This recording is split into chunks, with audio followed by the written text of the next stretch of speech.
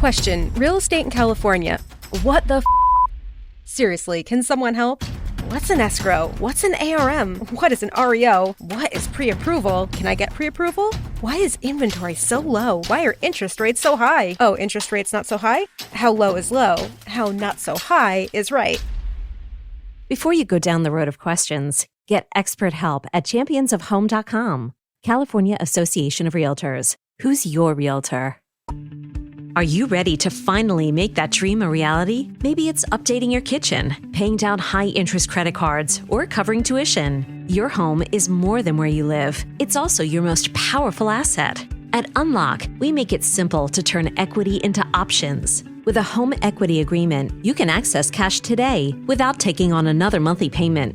Imagine the freedom to invest in your home, reduce financial stress, or finally start that big project you've been putting off. It's your home. It's your future. Unlock it today. Visit unlock.com to learn more about a home equity agreement. That's unlock.com to learn more. Terms and conditions apply. Not all homeowners will qualify. Not available in all states. Actor Portrayal. Home equity agreements are offered by Unlock Home Equity Solutions, Inc. In certain states, NMLS number 2657081. Visit www.consumeraccess.org for more info.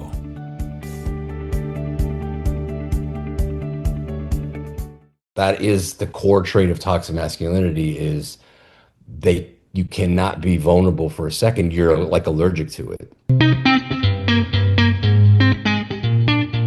This is wonderful. Today, I'm very excited to be speaking with Aaron Abrams, one of the stars of Best Boy, thank you so much for the time, Aaron. I really appreciate it. Of course. My pleasure. Best Boy is wild, and it is so fun and hard to watch, and so many different feelings can come out watching this film. What excited you to step into the role of Lawrence? Well, I mean, when you're looking at, doing a project, I mean, it's the script and it's the people you get to work with. Caroline I've worked with before. I love her so much. I think she's so, she just feels like she can walk on water. She can kind of do everything, and she's such just a lovely person. And Mark, who I knew in real life a little bit and got to know much more on the screen. Now we're great friends, and I just think I was aware of his work as well. And Jesse's previous films, they're much more. They were obviously quite different. They were a little bit more of kitchen sink dramas. But he had taken that same sort of Cassavetes. At least there were certainly some parts of those movies, when you talk about masculinity and the kind of friction that was happening, and he just had dialed it all the way up. And so for an actor, it's kind of an amazing playground where you're not just getting to do scenes with amazing people, but you're getting to play in this sort of weird universe where, I always like movies where the audience is playing catch up a little bit, where you're leaning in. You get a lot of these Marvel movies, which are just sort of kind of about, and I love Marvel movies, but they are just kind of barfing stuff onto you, and you just take it and you love it. Whereas, my preference, my favorite movies are movies that get me to lean in and be like, what's happening? Oh, so he hates her, or wait, what are they doing? And this movie has so much of that, where it's connecting with an audience in a different way. So it really appealed to me. Well, you mentioned about the kitchen sink in a different style of film. I feel like this is a sort of film where you have to be careful that someone's not throwing the kitchen sink at you. I'm sure I tried. I'm sure I tried. There was some take where I improvised trying to lift the sink up and hit one of my siblings with it. Well, this is the thing. This is the thing about this film is that, obviously it's over the top. You've got these three siblings who are competing for the title of best boy after their father's passing. It's heightened, it's over the top, but it feels somewhat grounded in its approach in the relationships between these siblings. It just keeps digging more deeply. And of course, with Lawrence, what is it that you think Lawrence wants most from the best boy games, if you will?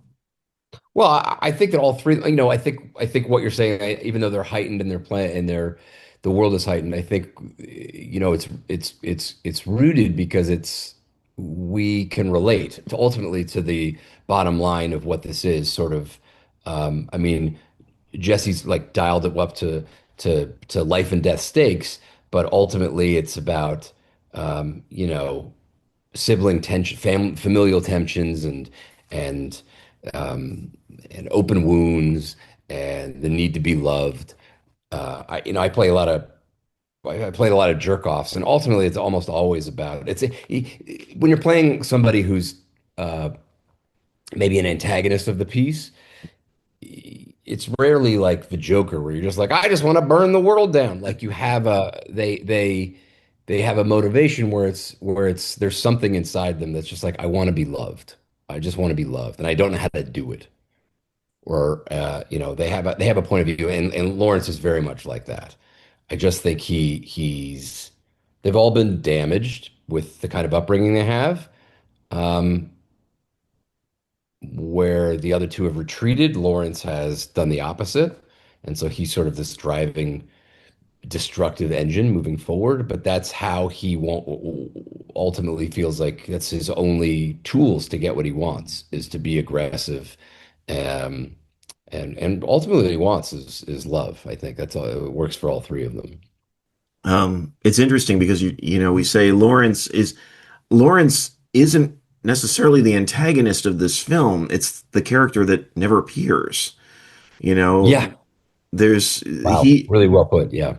he's passed that down. And Lawrence, like you said, Lawrence may have stayed, but Lawrence Yeah. seems to have absorbed so much of it. And I wanted to ask you about that idea of masculinity, certainly toxic in this case, because you have a father who has forced you to compete for his affection Hmm. in physically, literally in this case. And your character's just sort of been in his presence and taken that in.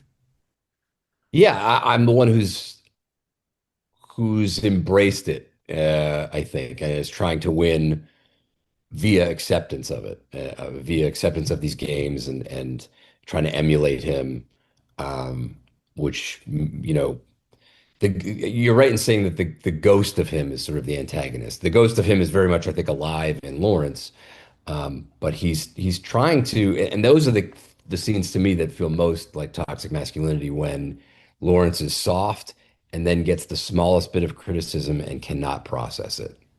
That certainly happens in scenes with Caroline, where you can tell these two just want to love each other, and they've been through, at the very least, because they've been through the same shit. Hmm. But the minute something comes out, he can't process it, and I think uh, that's I don't know if it's how boys are brought up or if it's something to do with testosterone, but I do think that is the core trait of toxic masculinity is you cannot be vulnerable for a second. You're like allergic to it. That's why catcalling exists. That's why unsolicited dick pics exist. That's why guys go to the top of a bell tower with a rifle. It's all that. They just feel small and they don't know what to fucking do with it. And so they got to get it off them immediately. Like it's almost second. It's like an allergic reaction. It's not thoughtful in any way. It just needs to get off of me and onto you. So I see a beautiful woman on the street. She doesn't know I exist. I feel small. I got to yell something at her.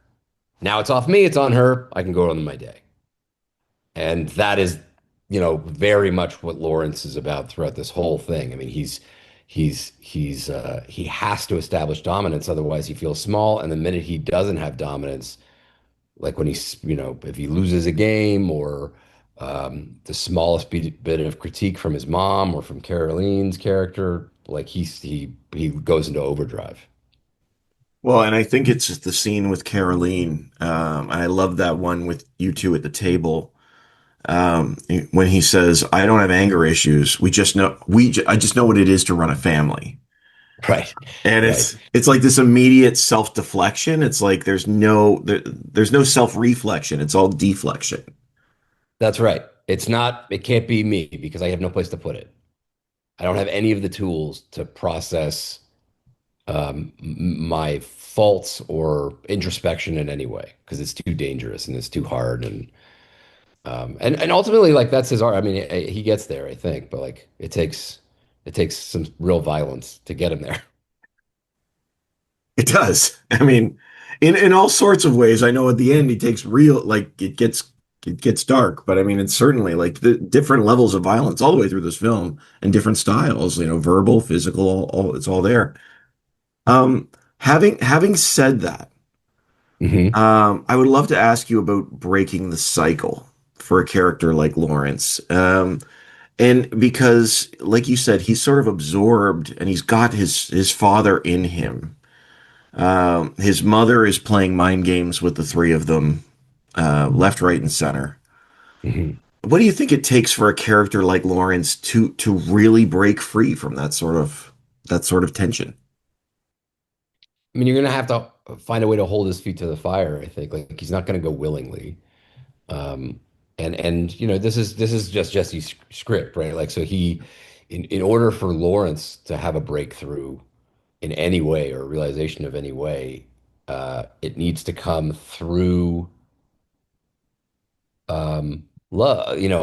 I can't, I don't know if I can spoil the movie during this Right. conversation, but like during that climax, right? He like he is more vulnerable. Like he's basically been kind of ripped to shreds. Like he's filthy, his clothes are tattered, and even when I'm fighting with my little brother, he's admitting some things that he's probably never admitted about his insecurities and things like that, where, he really had to be driven to sort of the depths of whatever his personal hell is, which in this movie is the death of the dad, plus, playing the games after several years. And so it's just like full PTSD, um, exposure therapy to the max. And Jesse's script does an amazing job of doing that with all three, I think, getting them sort of the way they march through the fire is very specific and different to all three of them. And they all end up in very different places. Absolutely, absolutely. Which I think is is what's so challenging watching these people is that they're all there for the same reason, and they're all coming with totally different baggage, if you will, Yeah. along the way. I mean, this is like you said. There's so much to play with in a film like this with these characters, but. What was it like for the three of you on set? Because you go some places with this in a lot of ways that other films don't. Like the sort of working together.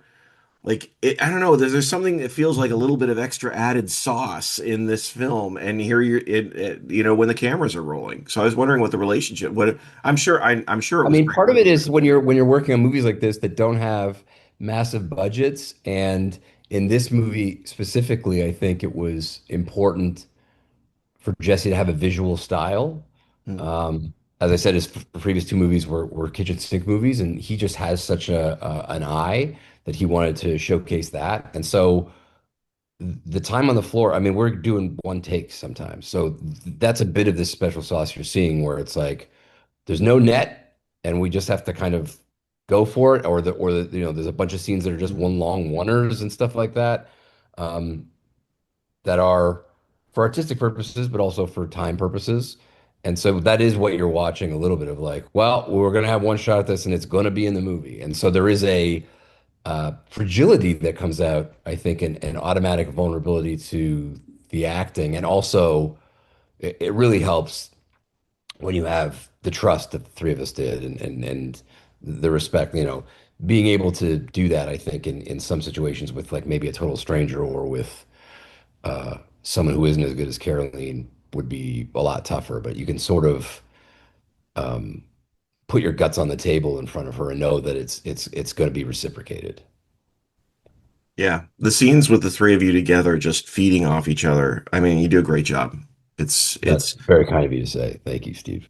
Well, I mean, and it's funny to say fun to watch is a hard thing to do in a film like this, No, but that's great though. I do think it because it's wild. It's a yeah, wild animal of a film, so like um, it should be fun, and things are heightened, right? Like it is this thing where it's something we all relate to, which is familial stickiness, but it's dialed to up to these massive stakes, and it's taking, sibling rivalry into literal games, and all these other sort of elevated things that are fun notions for sure. And so hopefully the film is, you can't be this wild and crazy and violent and not try to and be detestable. Like there has to be an absurdity to it baked in that hopefully makes it fun to watch.